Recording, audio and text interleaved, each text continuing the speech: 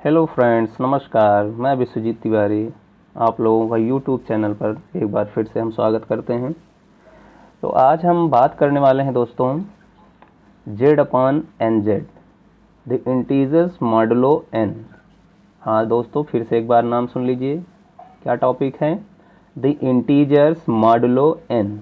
बहुत ही ज़्यादा इम्पोर्टेंट टॉपिक है, क्योंकि आप अगर इंटीजर्स मॉडुलो एन नहीं आता है आपको, तो आप ना तो ग्रुप थियरी में बहुत अच्छा काम कर सकते हैं, ना तो लीनियर अलजेब्रा में काम कर सकते हैं, और ना ही नंबर थियरी में आप कुछ यहाँ पे अच्छा काम कर सकते हैं। बिकॉज ये जो मॉडुलो एन है, इंटीजर्स मॉडुलो एन है, इसका बहुत ही ज़्यादा इस्तेमाल ग्रुप थियरी में किया जाता है, लीनियर अलजेब्रा में किया जाता है, नंबर सिस्टम थियरी में किया जाता है। और आप ज़्यादा से ज़्यादा जब देखेंगे, आगे बढ़ेंगे, जब पढ़ेंगे चीज़ों को, तो वहाँ पे congruence modulo relation, integers modulo n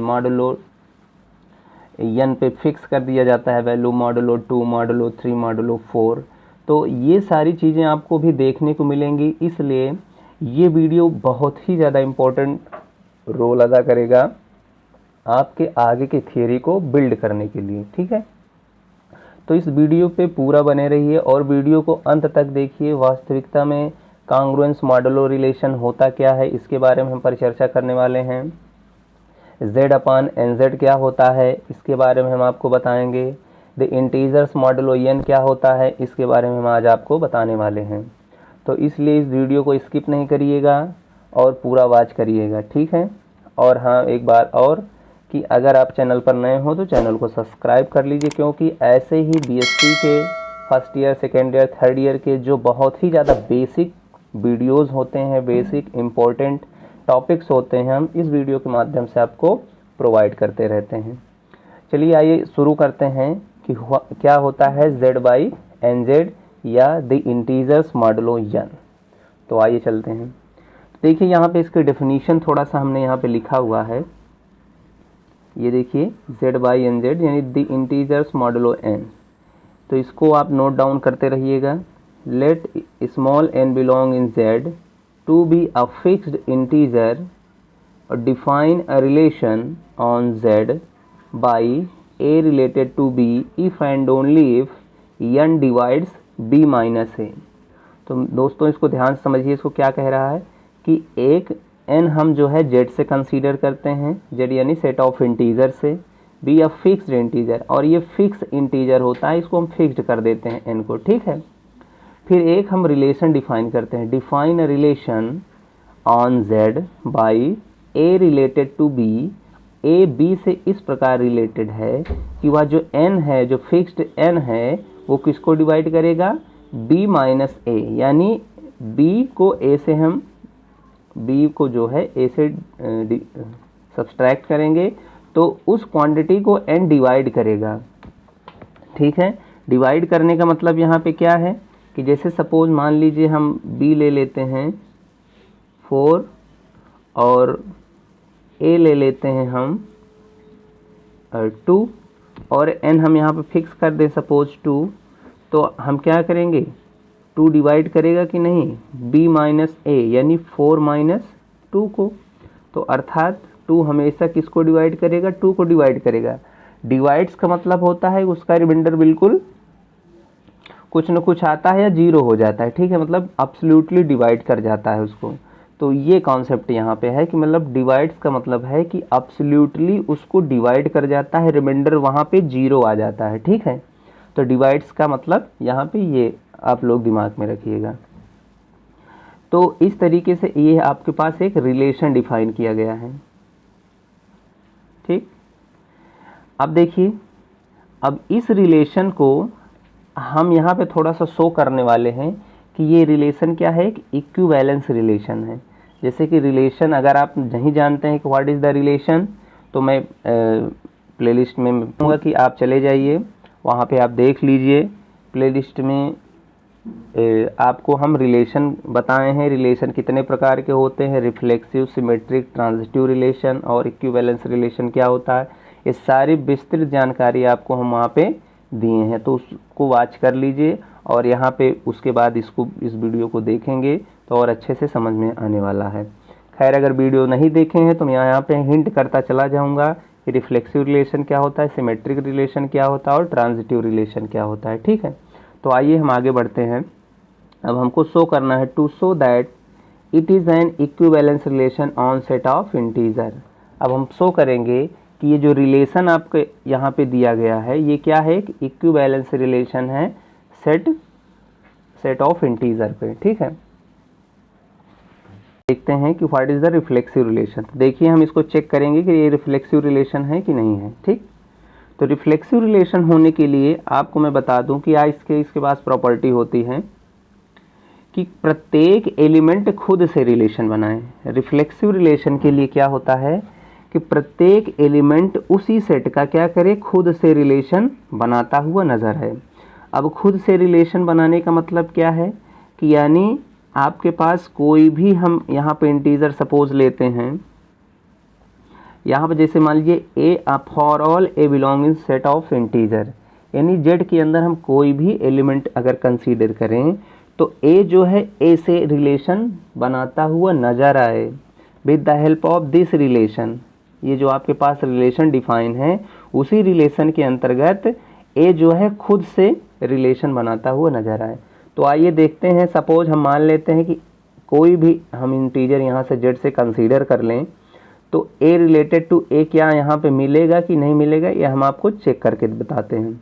तो चलिए सपोज हम थोड़ी देर के मान लेते हैं ए रिलेटेड टू ए है। ठीक है, तो हमारे इस डेफिनीशन से क्या बन जाएगा कि एन किसको डिवाइड करेगा, बी माइनस ए को। तो यहाँ देख रहे हैं ए तो ए है, बी भी ए है, तो एन डिवाइड करेगा किसको, ए माइनस ए को डिवाइड कर जाएगा। अब कोई इंटीजर को उसी इंटीजर से डिफरेंस करेंगे या सब्सट्रैक्ट करेंगे तो इसकी वैल्यू कितनी आ जाएगी, 0 आ जाएगी। तो n अब बताइए 0 को डिवाइड करेगा कि नहीं करेगा। तो स्वाभाविक सी बात है, इतना तो आप लोगों को पता ही होगा कि कोई भी नॉन निगेटिव वैल्यू जो है वो डिवाइड कर जाएगा, n डिवाइड 100% 0 कर जाएगा। ठीक है, तो इसलिए क्या है कि ये जो आपकी क्वांटिटी दी गई है ये आपका क्या हो जाएगा, रिफ्लेक्सिव हो जाएगा, क्योंकि यह खुद से रिलेशन बनाने में सक्षम है, खुद से रिलेशन बनाने में सक्षम है। ठीक है, तो यानी आपके पास क्या हो जाएगा, ये जो दिया गया रिलेशन है एक रिफ्लेक्सिव रिलेशन हो जाएगा। आइए आगे बढ़ते हैं सिमेट्रिक रिलेशन के लिए। सिमेट्रिक रिलेशन में क्या होगा, सिमेट्रिक रिलेशन आपको हम फिर से बता दे रहे हैं क्या होता है। जैसे सिमेट्रिक रिलेशन ये होता है कि अगर कोई एलिमेंट ए रिलेटेड बी है तो उसी सेट में, उसी रिलेशन में बी रिलेटेड टू ए भी नज़र आना चाहिए। ठीक है, जैसे होता है कि हम कोई भी ऑर्डर्ड पेयर को 180 डिग्री घुमा देते हैं तो वो भी ऑर्डर्ड पेयर उसी रिलेशन में नज़र आना चाहिए।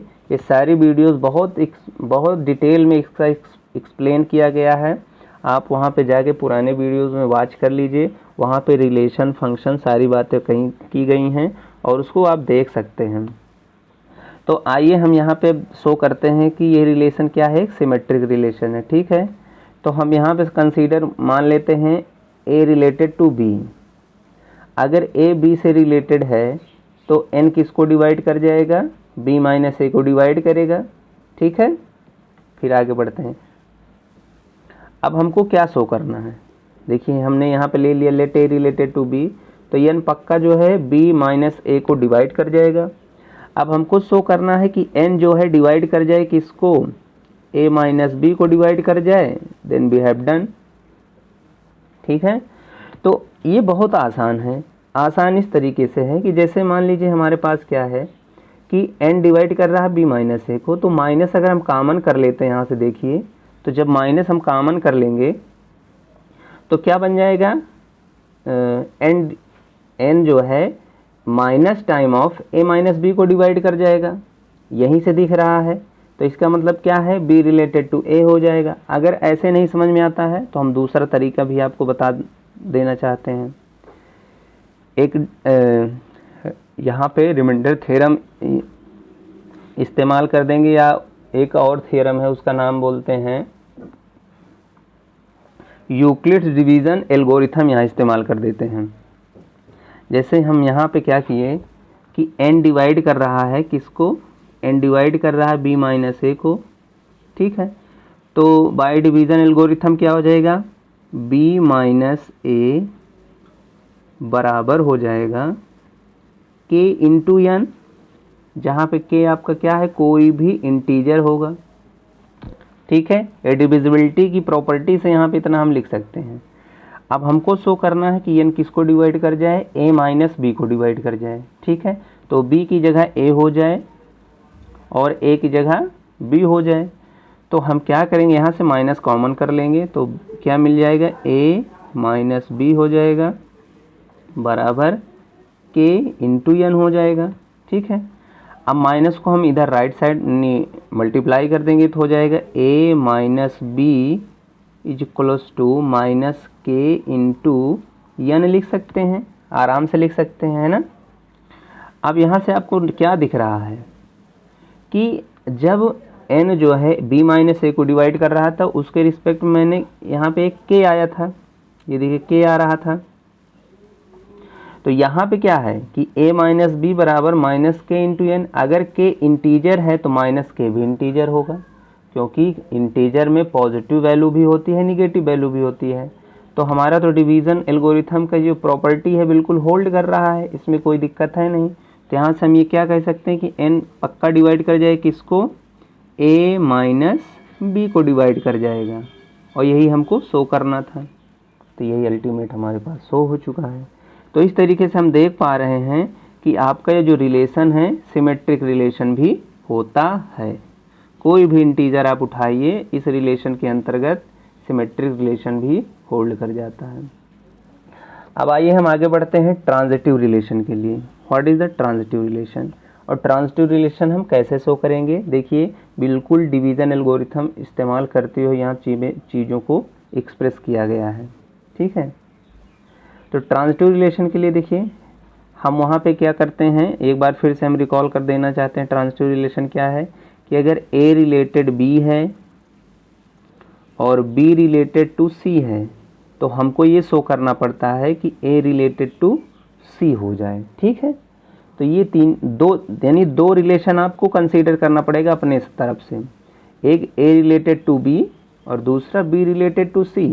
ये दो कंसीडर करेंगे अपनी तरफ से, तीसरा दिखाना पड़ेगा कि A जो है C से रिलेशन बना रहा है, और अगर ऐसा बना लिया तो वो ट्रांजिटिव रिलेशन हो जाएगा, अगर नहीं बनाया तो ट्रांजिटिव रिलेशन नहीं होगा, ठीक है।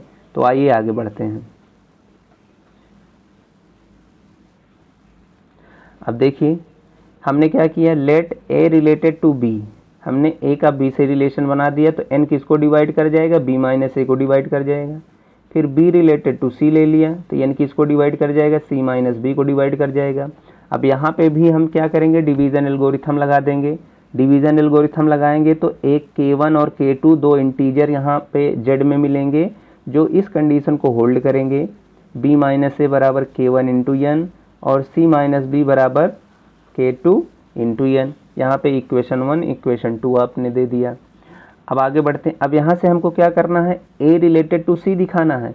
तो अब आप अगर देख पाएँ तो जैसे कि B यहाँ पे जो B एलिमेंट है ये एक मीडिएटर की तरह काम कर रहा है, तो इसको हमको क्या करना पड़ेगा, एलिमिनेट करना पड़ेगा।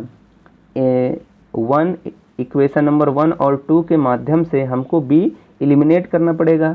तो आप इक्वेशन नंबर 1 से B की वैल्यू निकाल करके इक्वेशन नंबर 2 में पुट कर देंगे तो B एलिमिनेट हो जाएगा। तो आइए आगे करते हैं। अब देखिए यहाँ से हमने ऑन सॉल्विंग वी गेट, यानी B की वैल्यू हम इक्वेशन नंबर 1 से निकाले हैं, 2 में देखिए पुट कर दिए हैं। तो C minus K1 N plus A is equals to K2 N। अब इसको सॉल्व कर लेंगे तो C माइनस A आ जाएगा, और इधर रीअरेंज करेंगे तो ये आ जाएगा, आप लोग कर सकते हैं। तो यहाँ से देखिए N कॉमन हो रहा है, यहाँ से आपका N कॉमन हो जाएगा, तो हमारे पास क्या बचेगा, C माइनस A बराबर K1 plus K2 into N। तो अर्थात यहाँ पे देखिए K1 इंटीजर है, K2 इंटीजर है, तो sum of two integer again integer हो जाएगा। तो यहाँ पे क्या होगा, एक नया इंटीजर हम जनरेट कर लेंगे। तो इसको क्या लिख सकते हैं, C माइनस A बराबर K इंटू N लिख सकते हैं, जहाँ पे K बराबर K1 plus K2 which is belong in set of integer.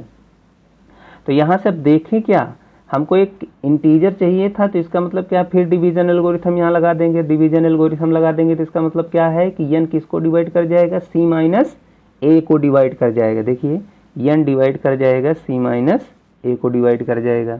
और जब इसको डिवाइड कर गया तो हमारे पास अल्टीमेट क्या नज़र आ गया कि c किससे रिलेटेड है, a से रिलेटेड है, या a जो है c से रिलेटेड है। तो इस तरीके से ये रिलेशन क्या बन जाएगा, एक ट्रांजिटिव रिलेशन बन जाएगा। तो ये था आपका रिफ्लेक्सिविटी, सिमेट्रिसिटी और ट्रांजिटिविटी, ये तीनों कंडीशन या रिलेशन होल्ड करता है। तो इसलिए जब तीनों रिलेशन होल्ड करता है तो ये रिलेशन क्या बन जाता है, एक इक्विवेलेंस रिलेशन बन जाता है, इक्विवेलेंस रिलेशन बन जाता है। तो आई होप ये चीज़ें आपको क्लियर हो पाई होंगी। जहाँ कहीं भी आपको दिक्कत समझ में आई होगी उसको आप कमेंट के माध्यम से पूछ सकते हैं और उसको हम रिकॉल करेंगे। अब आइए आगे बढ़ते हैं थोड़ा सा। ये तो था एक रिलेशन जो कि सेट ऑफ इंटीजर पे डिफाइन किया जाता है, लेकिन उसी रिलेशन के माध्यम से एक हम बहुत अच्छी चीज़ यहाँ पे सीखने वाले हैं जिसका नाम है कांग्रुएंस मॉडुलो रिलेशन। बहुत ही इम्पोर्टेंट टॉपिक है भाई ये तो, कांग्रुएंस मॉडुलो रिलेशन। अब कांग्रुएंस मॉडुलो रिलेशन को देखिए किस तरीके से लिखा गया है, इसको ध्यान से देखिए। ए लिखा गया है, फिर इक्वलिटी में 3 जो है पैरेलल लाइंस लिखी गई हैं, फिर बी लिखा गया है, फिर ब्रैकेट के अंदर मॉड एन लिखा गया है। एन आपका कोई फिक्स इंटीजर है, ध्यान रखिएगा, ये कोई आपका एकदम बिल्कुल फिक्स इंटीजर है, ठीक है। तो ये है, तो इसकी डेफिनेशन क्या है आइए देख लीजिए। कांग्रुएंस मॉडुलो रिलेशन, देखिए अगर उसी रिलेशन को देखिए ए कांग्रुएंट बी मॉडुलो एन, देखिए इसको पढ़ते कैसे हैं इसको ध्यान से समझिए। अगर ए ट्रिपल पैरेलल लाइन और बी मॉडुलो एन लिखा है तो इसको हम ऐसे पढ़ते हैं ए कांग्रुएंट बी मॉडुलो एन। और ये कब होता है, इफ एंड ओनली इफ, यहाँ पे साइन लगा हुआ है कि जब एन डिवाइड करे किसको, बी माइनस ए को, अथवा आप ये भी ले सकते हैं एन जब डिवाइड करे ए माइनस बी को। तो इसको आप बिल्कुल आराम से अपने दिमाग में रख लीजिए कि क्या कह रहा है कि a congruent b modulo N है, तो जो स्मॉल एन फिक्स्ड इंटीजर है वो किसको डिवाइड करेगा, बी माइनस ए को डिवाइड करेगा, अथवा एन जो है ए माइनस बी को डिवाइड करे। कोई एक यहाँ से आप रिलेशन ले सकते हैं, there is no problem. Read as, ये देखिए हमने यहाँ पे लिख दिया है कि a congruent b modulo n, ठीक। तो इसकी हेल्प से हम अभी क्या निकालने वाले हैं, रेजिड्यू क्लासेस निकालने वाले हैं किस पे, सेट ऑफ इंटीजर्स पे। इसके हेल्प से हम रेजिड्यू क्लासेस निकालेंगे। रेजिड्यू क्लासेस को हम इक्विवेलेंस क्लासेस भी बोलते हैं, ठीक है। रेजिड्यू क्लासेस को हम इक्विवेलेंस क्लासेस भी बोलते हैं। आज दोस्तों बिल्कुल वीडियो को पूरा वॉच करिएगा, हम यहाँ पे सारी चीज़ें क्लियर करने वाले हैं। इक्विवेलेंस क्लास क्या होता है, रेजिड्यू क्लासेस क्या होता है, कांग्रुएंस मॉडुलो रिलेशन आपको हम बता ही रहे हैं, ठीक है। और रिलेशन रिफ्लेक्सिव, सिमेट्रिक, ट्रांजिटिव कैसे है, सारी बातें हो ही गई हैं। तो आइए रेजिड्यू क्लासेस के लिए हम क्या करते हैं, इसके प्रोसेस को आप समझिए और बहुत अच्छे से समझिएगा, प्रयास करिए, क्योंकि बहुत से बच्चों का ये क्लियर नहीं रहता है कि हम रेजिड्यू क्लासेस कैसे निकालें, इक्विवेलेंस क्लासेस कैसे निकालें। और जब कोई भी वहाँ पे कांग्रुएंस मॉडुलो रिलेशन के अंतर्गत काम किया जाता है तो उनको वहाँ समझ में ही नहीं आता है कि हो क्या रहा है यहाँ पे। तो जैसे यहाँ पे है रेजिड्यू क्लासेस, यानी जेड के प्रत्येक एलिमेंट का रेजिड्यू क्लासेस हम निकाल सकते हैं, बशर्ते कि आपको मॉडुलो दिया गया हो, मॉडुलो एन दिया गया हो, एन की वैल्यू आपके पास फिक्स कर दी गई हो, ठीक है। जैसे n बराबर 2 फिक्स कर लेते हैं, n बराबर 4 फिक्स कर ले। अच्छा, यहाँ पे n की वैल्यू जो होती है हमेशा पॉजिटिव ली जाती है, ध्यान रखिएगा, this is keep in your mind. आपको जो फिक्स्ड इंटीजर n है इसको हम पॉजिटिव इंटीजर हमेशा लेते हैं, ठीक है, न ज़ीरो लेते हैं न ज़ीरो से कम लेते हैं, ठीक, ये दिमाग में बात रखिए। अब देखिए इसके रेजिड्यू क्लासेस को हम कैसे डिनोट करेंगे। रेजिड्यू क्लासेस को हम ए बार से लिखते हैं या ब्रैकेट के अंदर ए लिख देते हैं। जिस एलिमेंट यानी जिस इंटीजर का हम रेजिड्यू क्लास निकालते हैं उसके ऊपर बार लगा देते हैं अथवा ब्रैकेट के अंदर उसको लिख देते हैं और उसको डिफाइन इस तरीके से करते हैं कि ऐसे इंटीजर होंगे ए बार में, यानी ये इसी को रेजिड्यू क्लासेस भी बोलते हैं। तो इस क्लास ए की क्लास में ऐसे इंटीजर होंगे x belong in z such that x congruent a modulo n। कहने का मतलब है कि इक्विवेलेंस क्लास ऑफ ए में ऐसे इंटीजर होंगे जो ए से रिलेशन बनाएं, और ए से इस तरीके से रिलेशन बनाएं कि जो n है किसको डिवाइड कर जाए, x माइनस ए को डिवाइड कर जाए। देखिए यहाँ पे लिखा हुआ है, चूंकि x congruent a modulo n तभी होगा जब n डिवाइड कर जाएगा x माइनस ए को डिवाइड कर जाएगा। तो ऐसे इंटीजर्स यहाँ पे रखे गए हैं। तो ये तो था आपका रेजिड्यू क्लासेस की डेफिनेशन। आइए हम आगे निकालने का थोड़ा सा प्रयास करते हैं। जैसे यहाँ पे एक एग्जाम्पल ले लिए हैं हम, एग्जाम्पल कि a बराबर आप 0 ले सकते हैं, 1 ले सकते हैं, -1 ले सकते हैं, +2 ले सकते हैं, -2 ले सकते हैं, +3 ले सकते हैं, -3 ले सकते हैं। ठीक है, तो यहाँ पे आप कोई भी इंटीजर कंसीडर कर सकते हैं for residue classes. Residue classes निकालने के लिए कोई भी इंटीजर आप सिलेक्ट कर लीजिए, सबका जो है रेजिड्यू क्लासेस निकल के आएगा, बशर्ते कि आपका यन पे डिपेंड करेगा यन आपने क्या लिया गया है, यन 1 लिए हैं कि यन 2 लिया गया है कि 3 लिया गया है या 4 लिया गया है या 5 लिया गया है, उस पे डिपेंड करेगा। खैर अभी हम थोड़ा सा, जब यहाँ पे देखिए 0 की क्लास 1 की क्लास हम निकालने चल रहे हैं, तो n अभी मैं फिक्स नहीं किया हूँ, n विदाउट फिक्स करते हुए हम यहाँ पे काम करने का प्रयास करेंगे, जिससे आपका जनरल चीज़ें आपको पता चल जाएं। ठीक, बाद में हम फिक्स करके चीज़ों को रियलाइज्ड करेंगे। अब जैसे देखिए 0 बार यानी 0 की क्लास अगर हमको निकालना, 0 एक इंटीजर होता है, तो बिल्कुल डेफिनीशन पे चले जाइए। इक्विवेलेंस क्लास क्या होती है कि x belong in z such that x congruent 0 modulo n। ठीक है, तो यहाँ से क्या बन जाएगा, x बिलोंग इन z ऐसे इंटीजर होंगे जहाँ पे देखिए x कांग्रुएंट 0 मॉडुलो n है, तो n किसको डिवाइड करेगा, x माइनस 0 को डिवाइड करेगा। तो यानी x belong in z such that, अब देखिए n x को डिवाइड करेगा तो फिर डिवीजन एल्गोरिथम यहाँ लग जाएगा कि एक इंटीजर यानी k ऐसा होगा जिसको हम इस तरीके से एक्सप्रेस कर सकेंगे, x is equals to k into n where k belong in z। एक इंटीजर पक्का ऐसा मिलेगा अगर n x को डिवाइड करेगा तो उसको, उस एक्सप्रेशन को हम इस तरीके से लिख लेंगे। तो यानी अब ये जब x बिलोंग इन z है तो x का रूप किस प्रकार से होगा, k इंटू n टाइप का होगा 0 की क्लास में। ठीक है, तो k इंटू n टाइप का होगा, तो यहाँ पे x की जगह हम k इंटू n लिख देंगे, और k बिलोंग इन z होगा। अब z के अंदर जानते हैं कैसे कैसे एलिमेंट होते हैं, 0 होता है, +-1 होता है, +-2 होता है, +-3 होता है, +-4 होता है, एंड सो ऑन। तो बारी बारी से हम k की वैल्यू सेलेक्ट करेंगे, बारी बारी से हम k की वैल्यू सेलेक्ट करेंगे और 0 की क्लास लेते रहेंगे। यानी z बार में जानते हैं 0 +-1 +-2 ऐसे ही एलिमेंट होते हैं। तो k की वैल्यू हम क्या क्या ले सकते हैं, एक बार 0 ले लेंगे, एक बार +-1 ले लेंगे, -1 ले लेंगे, +2 ले लेंगे, -2 ले लेंगे। इसी तरीके सारी वैल्यूज़ हम लेते चले जाएंगे, तो हमारे पास क्या होगा, एक 0 की क्लास नज़र आएगी। क्योंकि n हमारा फिक्स नहीं है, इसलिए हम n यहाँ पे एज इज इट रखे रहेंगे। ठीक है, जब फिक्स करना होगा तो n की वैल्यू भी फिक्स कर देंगे, तो विदाउट n यानी पूरे डिजिट के साथ जो है 0 की क्लास आ जाएगी आपके सामने।